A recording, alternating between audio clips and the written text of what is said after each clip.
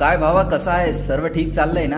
काय मदत लागली तर सांगा नक्की, असं म्हणत प्रत्येकालाच आपल्यातील एक वाटणारा आपला सिद्धू म्हणजे अर्थातच अभिनेता सिद्धार्थ जाधव मराठी मनोरंजन सृष्टीतील सर्वाधिक लोकप्रिय अभिनेता म्हणून तो ओळखला जातो। एक साधा सामान्य मुलगा ज्याच्याकडे फार काही नव्हतं, पण त्याच्याकडे आत्मविश्वास होता। सिद्धार्थ जाधव यांचा प्रवास मुंबईतील एका सामान्य कुटुंबातून सुरू झाला, जिथे त्यांनी रंगभूमी आणि छोट्या पडद्यावरून अभिनयाची सुरुवात केली। त्यानंतर गोलमाल सारख्या चित्रपटांमधून मराठी आणि हिंदी चित्रपट सृष्टीत आपले स्थान निर्माण केले। विनोदी भूमिका आणि दमदार अभिनयाने प्रेक्षकांची मने जिंकली। सिद्धार्थ जाधव यांचा प्रवास मराठी चित्रपट सृष्टीतून सुरू झाला।